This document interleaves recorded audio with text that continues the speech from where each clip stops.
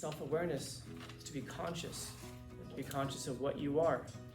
Again, not just that you are, but to be conscious of what you are. And you're a limited being, and you're limited in lots of ways. You're limited by your flesh. You're limited by your lifespan. We're limited by our abilities. We're not nearly as limited as we oftentimes think that we are, or that we limit ourselves to be. But we are limited in time and space, and that's part of the tragedy of life. That there's so much to do, there's so many things to experience, but when you finally recognize what those things are, or you get the ability to experience them, then we start running out of time at that point. Going back to whether you should be an emotional creature or if you should be an intellectual creature, of course, the answer is yes. The answer is yes.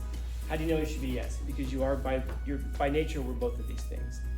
It's not by nature that we dichotomize and separate them out and act like they're two very different things, you know? But instead to be a person who thinks like this, the separation between thinking and feeling, this dichotomy between intellect and passion can just be erased. And everything comes together into one, such that you can fall in love with an idea, and an idea can even make you sick.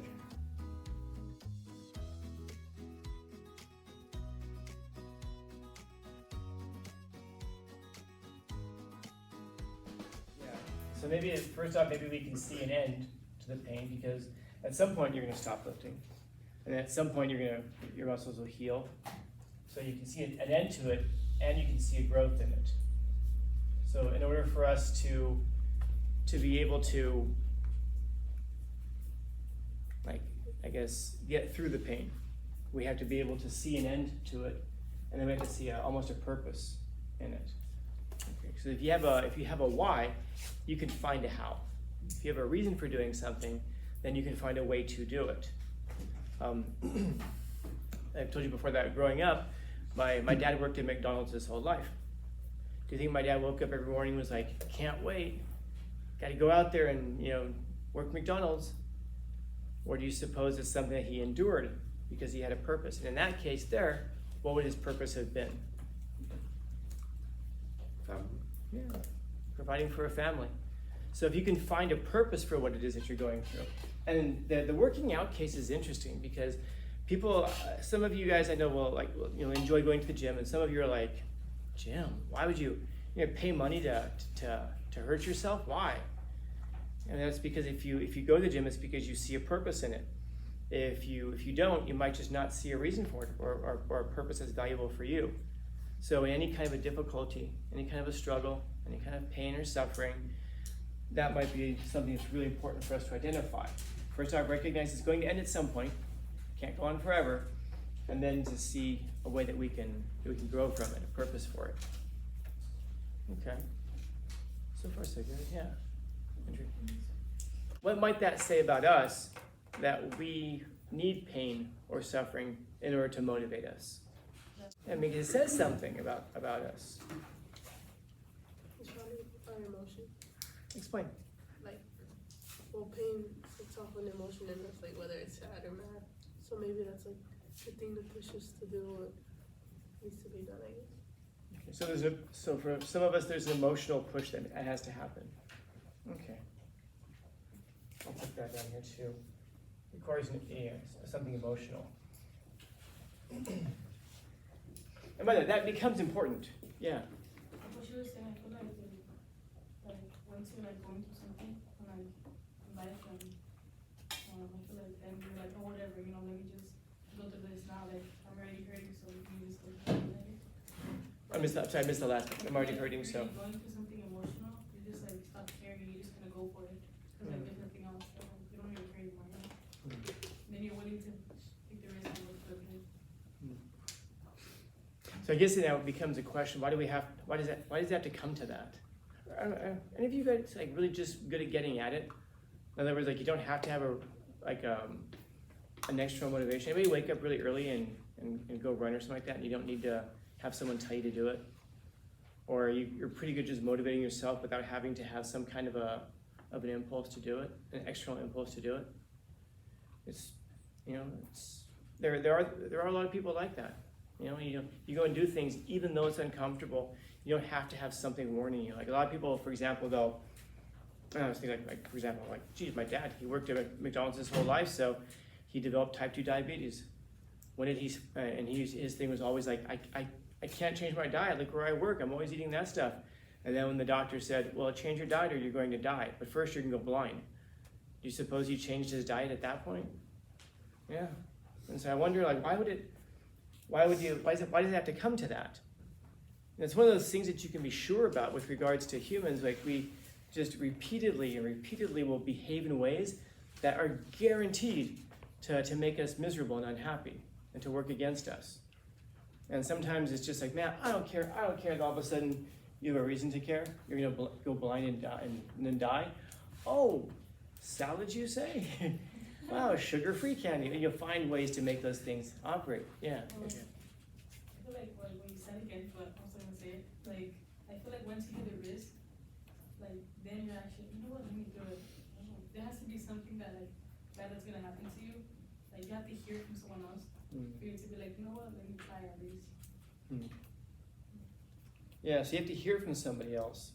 And there might be a little bit another component to it as well. Yeah. We might get to that. We'll see if we get to that. Anyway. I guess there's a Simpsons thing. Have you seen that? It's a meme now, but it's something to the effect like Bart says something like, this is the worst day of my life.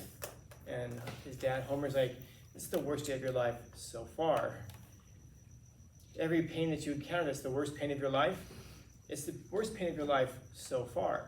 It might turn out to be like the peak, and then the rest of your pain after that might be a little bit less. But when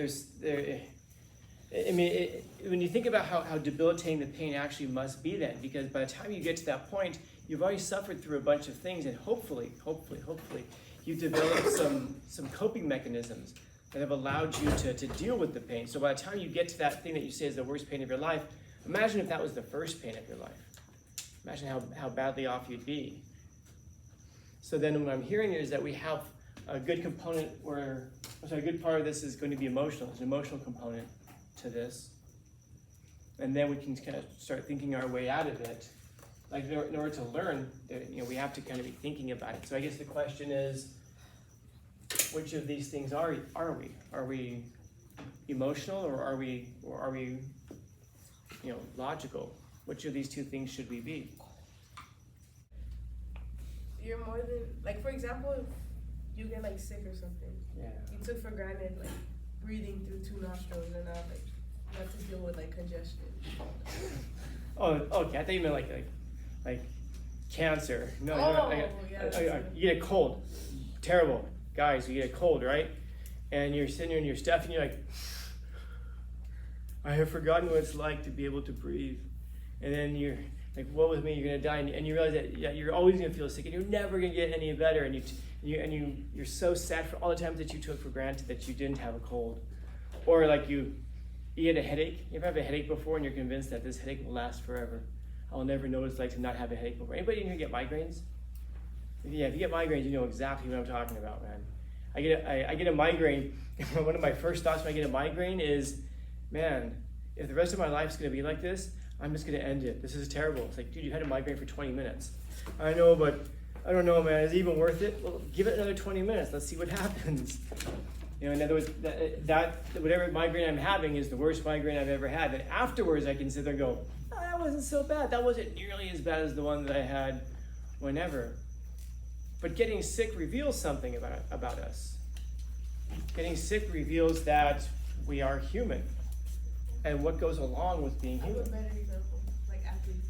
Explain.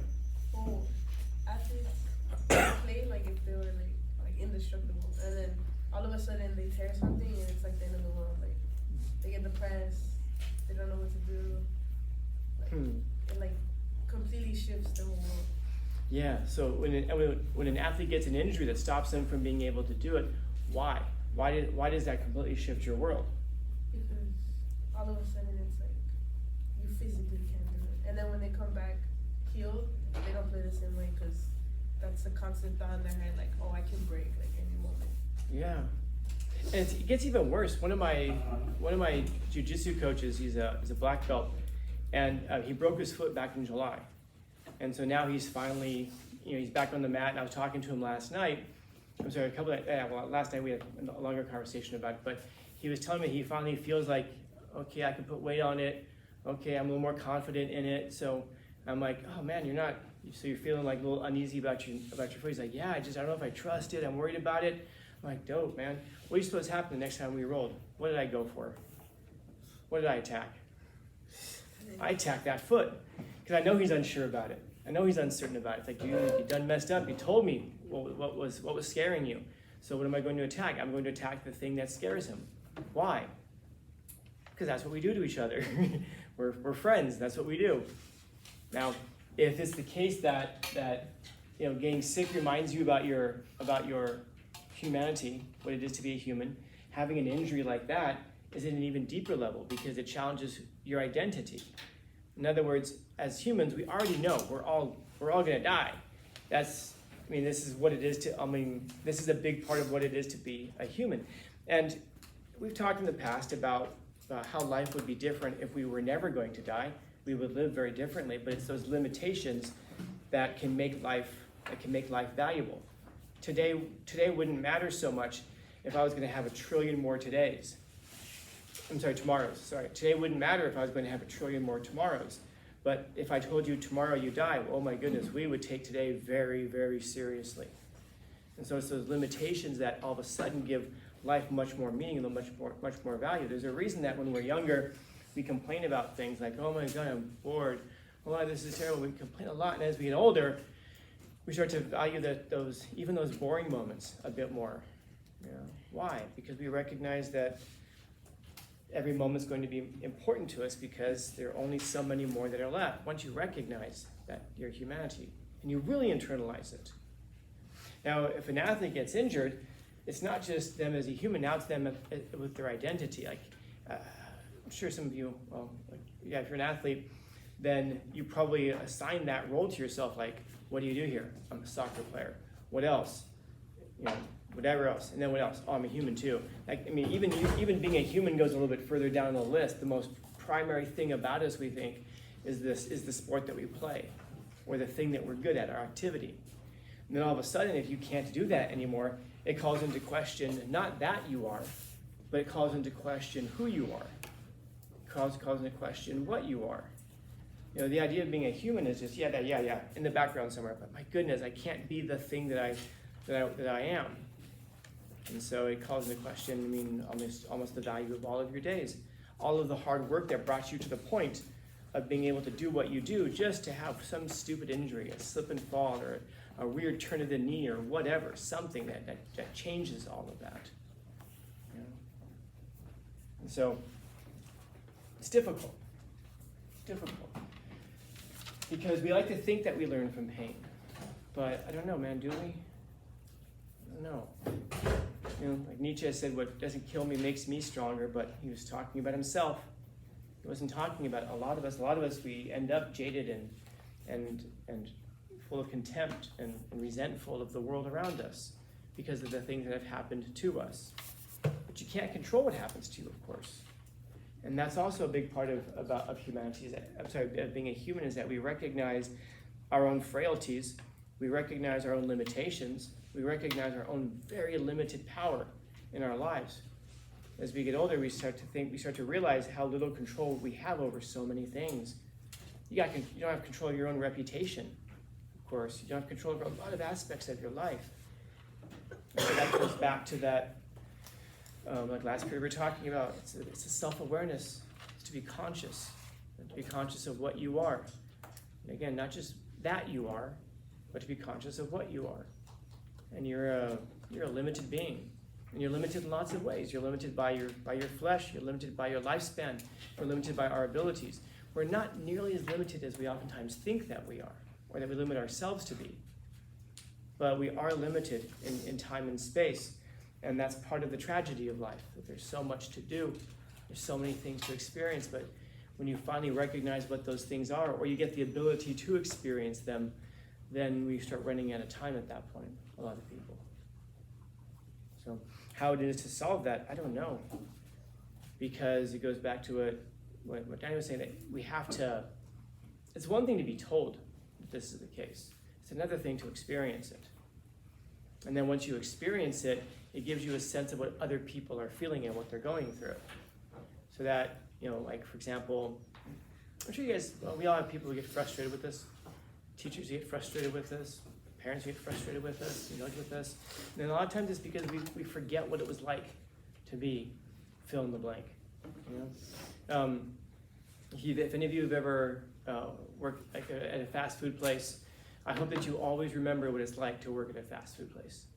Because then 10, 15, 20 years down the road, and you go into a fast food place and the employee is a little off or whatever, hopefully you remember why. Because if you went through it yourself, you can understand what someone goes through. Hopefully you really internalize your first heartbreak, because then you can help somebody else through it later on and maybe understand what it's like. Hopefully you remember your first love, and then you won't be that really jaded aunt or uncle at the party though. When you find out that your niece or nephew's in love for the first time, you're like, you don't know what love is. Don't be that person, man. Remember what it was like to do all these things for the first time. And so that very well might be what it is to become fully human, to appreciate, to be self-aware, to be aware of yourself and your own limitations, but also to be conscious of I guess even of your possibilities, but also to be able to connect to other people. Where your cat doesn't have aspirations, your dog doesn't have ambitions and goals in life.